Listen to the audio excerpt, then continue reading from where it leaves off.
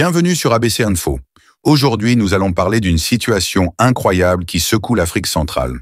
Vous avez bien entendu, le Rwanda vole 150 tonnes de coltan à la République démocratique du Congo chaque mois.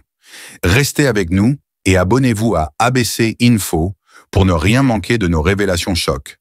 Vous avez peut-être entendu parler de ce qui se passe à l'est du Congo. La ville de Goma, qui compte plus d'1 million d'habitants, a été capturée par le groupe rebelle M23. Depuis plus de 2 décennies, une guerre silencieuse ravage cette région et a déjà fait près de 6 millions de morts, dont la moitié seraient des enfants. Mais cette tragédie ne se limite pas à un conflit civil. Il s'agit d'une bataille économique impitoyable pour le contrôle des ressources congolaises telles que le coltan, le cobalt et l'or. Ces minerais, essentiels pour nos smartphones, nos batteries, nos avions et même notre industrie de défense, se trouvent au cœur de ce chaos sanglant. Dans cette vidéo, nous allons révéler qui se cache vraiment derrière ce pillage. Derrière le groupe M23, ce n'est pas seulement une lutte pour le pouvoir, mais un système bien rodé dans lequel des puissances étrangères tirent les ficelles. Le Rwanda, accusé de piller les ressources du Congo, ne travaille pas seul. Il bénéficie du soutien direct des États-Unis et de l'Union européenne.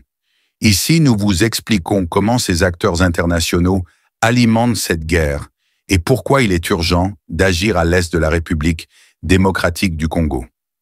Imaginez un instant que 60% des réserves mondiales de coltan se trouvent en RDC. Contrôler ce minerai signifie contrôler une partie essentielle de l'industrie technologique et militaire mondiale. C'est pourquoi cette guerre ne concerne pas seulement le Congo et le Rwanda, mais bien une lutte géopolitique mondiale. Dans la région du Kivu, l'un des endroits les plus riches en minerais stratégiques, le groupe M23 contrôle la ville de Rubaya, un site clé qui produit à lui seul 15% du coltan mondial. Chaque mois, 150 tonnes de ce minerai sont transportées illégalement vers le Rwanda. Ce pillage systématique permet aux multinationales de se fournir en matières premières à bas prix, tout en privant le peuple congolais de ses richesses. À présent, pensez un instant aux conséquences de ce trafic. Une fois arrivé au Rwanda, le coltan est blanchi et présenté comme une ressource locale avant d'être revendu à des entreprises occidentales dans les secteurs de la technologie, de l'aéronautique et de la défense.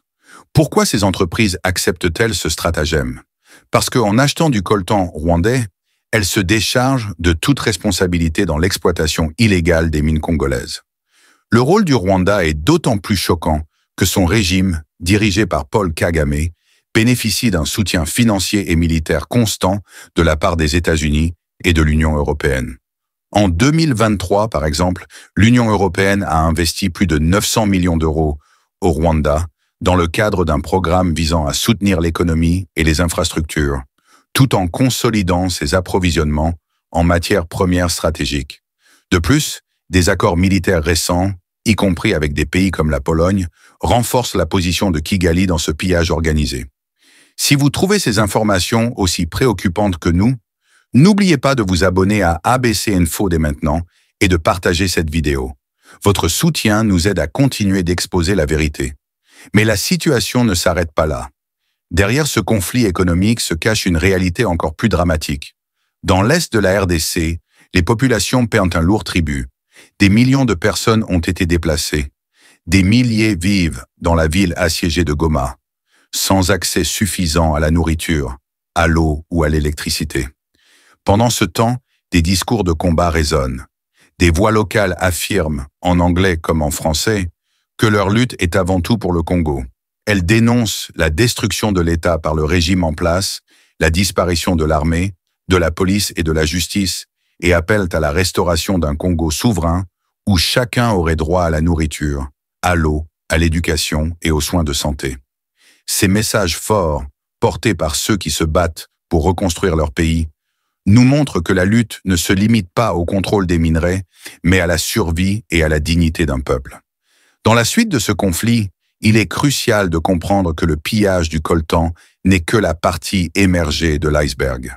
Au-delà des chiffres accablants, c'est tout un système qui se met en place pour détourner les richesses naturelles de la République démocratique du Congo au profit de puissances étrangères.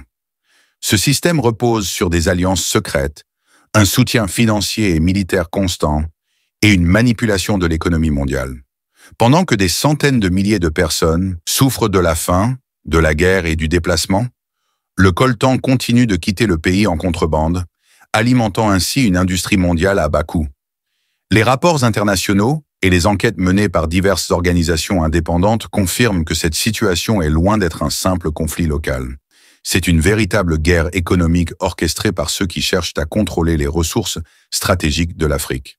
Le Rwanda, par exemple, exporte illégalement chaque mois 150 tonnes de coltan, pillés directement sur le sol congolais. Ces minerais, essentiels à la fabrication de nos smartphones, ordinateurs et équipements militaires, se retrouvent ensuite sur les marchés mondiaux sous des étiquettes qui ne reflètent plus leur origine réelle. Si vous trouvez ces informations importantes, pensez à liker cette vidéo et à la partager. Maintenant, abordons la suite de notre analyse. Face à ce pillage organisé, la réaction de la communauté internationale reste insuffisante. Alors que le peuple congolais continue de payer un lourd tribut, certains gouvernements et institutions semblent fermer les yeux sur ces abus. Pourtant, la vérité doit éclater. Il est temps que la pression populaire se transforme en action concrète pour exiger la fin de cette exploitation. Des voix s'élèvent déjà dans le monde entier, appelant à la justice et à la protection des ressources africaines. Des appels ont été lancés pour que le Conseil de sécurité des Nations Unies prenne des mesures décisives contre ceux qui profitent de l'instabilité en RDC.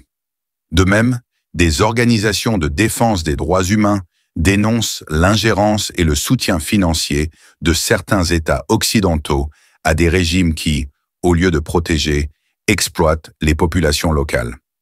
Nous devons tous, en tant que citoyens du monde, faire entendre notre voix et exiger que les responsables soient tenus pour compte. Regardons maintenant l'impact sur la population locale. Dans l'est de la RDC, les habitants vivent dans une situation intenable. Des millions de personnes ont été déplacées, des milliers se battent chaque jour pour accéder à de l'eau potable, à la nourriture et aux soins médicaux. Dans la ville de Goma, assiégée et déchirée par la violence, l'espoir semble parfois s'éteindre. Pourtant, au cœur de cette tragédie, des communautés se mobilisent. Elles organisent des réunions, font appel à la solidarité régionale et nationale, et n'hésitent pas à réclamer la justice. Ce mouvement populaire est la preuve que, malgré tout, le courage et la détermination peuvent faire reculer l'oppression. Si vous partagez cette envie de justice et de dignité pour le peuple congolais, n'oubliez pas de vous abonner à ABC Info et de laisser un commentaire pour nous dire ce que vous en pensez. Chaque action compte et votre voix peut contribuer à faire bouger les lignes. À l'heure où nous poursuivons notre combat pour exposer la vérité, il est temps de regarder vers l'avenir. Que pouvons-nous faire ensemble pour mettre fin à cette exploitation ?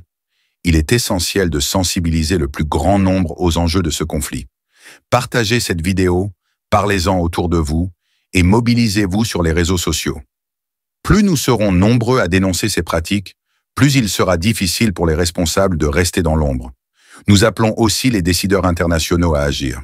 Il est urgent que les autorités mondiales, les organisations des droits de l'homme et les institutions financières mettent en fin à ce cycle de violence et d'exploitation. Il faut exiger des comptes aux gouvernements qui soutiennent ces régimes et mettre en place des mesures concrètes pour protéger les populations et leurs ressources. Nous arrivons maintenant à la fin de notre vidéo. Réfléchissez à ceci. Chaque tonne de coltan volé, chaque ressource pillée, alimente non seulement l'industrie mondiale, mais entretient aussi un cycle de violence et d'injustice. Ce conflit, qui semble lointain pour certains, a des répercussions directes sur la vie de millions de personnes en RDC. Il est temps de lever la voix et de faire pression sur les décideurs internationaux pour que cesse ce pillage. Engagez-vous, commentez et partagez cette vidéo pour que nous puissions ensemble faire bouger les lignes. En conclusion, le pillage de 150 tonnes de coltan chaque mois par le Rwanda n'est pas seulement une affaire de ressources naturelles. C'est une guerre économique, une lutte pour la souveraineté d'un peuple et pour la justice mondiale. Le temps est venu d'agir, de dénoncer ces pratiques et de soutenir ceux qui se battent pour un avenir meilleur en RDC. Merci de votre attention, partagez cette vidéo pour que la vérité éclate au grand jour et n'oubliez pas de vous abonner à ABC Info. Restez informés, restez engagés et ensemble, faisons de l'espoir une réalité pour le Congo et pour toute l'Afrique. Au revoir et à très bientôt pour de nouvelles révélations qui changeront notre monde.